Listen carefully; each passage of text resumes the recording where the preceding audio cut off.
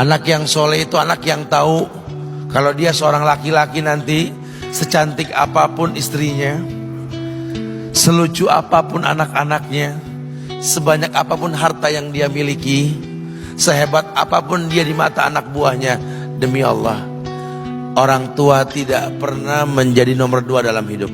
Ini banyak orang yang suka salah ini. Cuma gara-gara dunia, orang tua panjang mata menanti kedatangan anak. Jangan ya, jangan.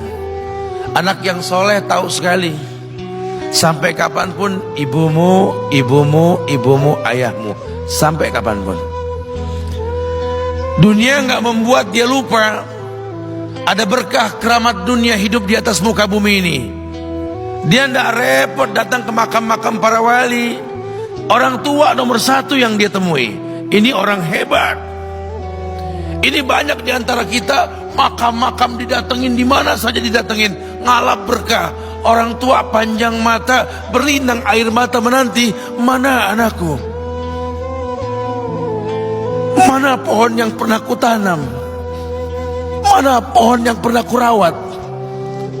Kudengar dia sudah mulai berbuah, ingin kurasakan buahnya. Berani mengeluarkan dana jutaan untuk hal-hal yang gak disyariatkan. Ini orang tua panjang mata. Rela ndak rela, orang tua kita akan mendengar dan melihat. Ma, aku pengen nikah, aku pengen berkeluarga, Ma. Ya orang tua ya seneng lah. Cuma kalau inget metik buahnya belum terasa, ya ada perasaan kayak gimana gitu loh. Karena dia tahu setelah ini dia akan menikah. Bahwa anak orang ada kehidupan yang berbeda yang bakal dia rasa. Orang tua makin hari makin rentan, bukan makin seger. Yang perempuan dibawa orang, ya Allah. Baru kemarin perasaan mainin poni, ini anak perempuan kita, betul. Baru kemarin mainin kepangan rambutnya, ya Allah. Ya Allah, baru kemarin perasaan saya titah dia, titah, ya Allah. Belajar jalan, bisa berlari bawa sesuatu, coret-coret tembok, aduh Masya Allah. Sekarang udah gede, dibawa orang, ya Allah, Masya Allah. Yang laki dekat sama mamahnya. Baru kemarin tangan mungilnya kita tuntun, kalau kelepas dia nangis, betul. Sekarang tangannya keker besar, tangan ibunya keriput, betul. Mau nangkep tangan anak pun sudah mulai susah. Nebawa anak orang datang dengan gagah, cium tangan, cipika-cipiki, udah. Ma, kita jalan dulu, Ma ya. Udah Mama, udah. Digandeng tangan kekasihnya, dirangkul pundaknya.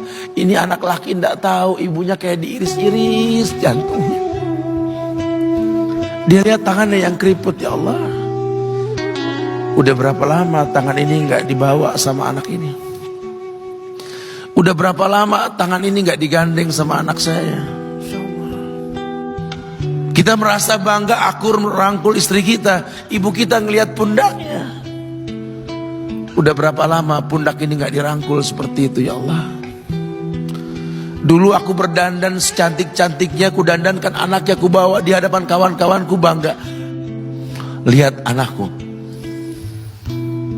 Tapi dia gak pernah berdandan rapi membawa aku ke hadapan teman-temannya. Lihatlah ibuku. Ibunya sudah kebayang, ya Allah, ini anak bakal minta nikah sebentar lagi. Yang wajar kalau orang nanam pohon pengen metik buah, wajar.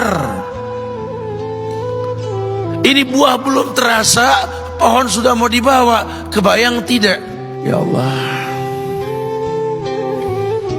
Mulai dia kebayang.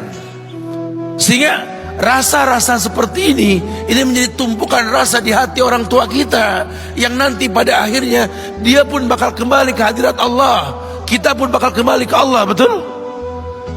Sementara yang namanya kemuliaan datang dengan cara sabab yang benar. Ridallah fi ridal walidain wa sukhtullah fi sukhtil walidain. Ridanya Allah ada di ridho orang tua, murkanya pun sama. Karena semua ibadah yang dia lakukan berujung pada surga. Dan yang paling gampang ketika dia mau menaklukkan dunia, demi Allah, berkah orang tua dulu yang dia ambil.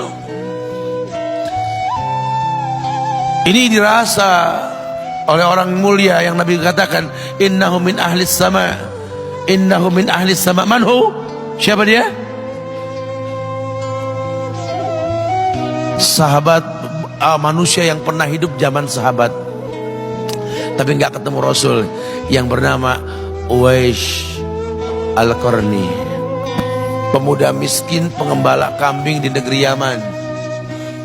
Padang tandus yang dia tinggal di situ, yang dia kesampingkan hidupnya untuk ibunya, untuk ibunya. Tidaklah terucap kalimat satu yang ingin ibunya pengen, kecuali Uwais pasti akan melakukannya apapun, dan ibunya cacat.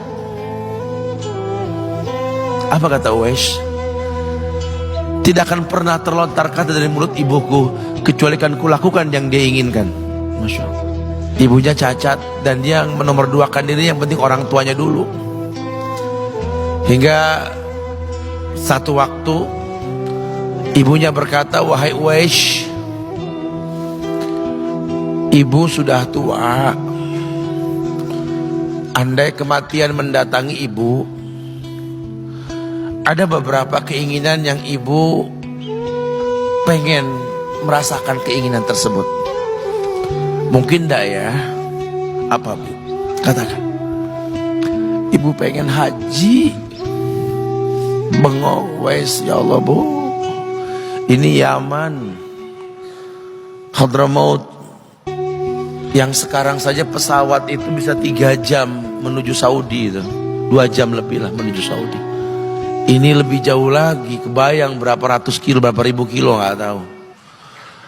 Ya baiklah ibu, kata Uwais, aku tidak pernah menolak permintaan ibuku, tapi kali ini aku tidak bisa menjawab karena mikir gimana caranya ini. Apalagi dia seorang pemuda yang punya penyakit sopak, ada tanda-tanda putih di bagian badan itu kayak pano besar gitu tuh. Udahlah, terserah gimana nantilah. Yang penting ini nomor 1 dalam hidup ini.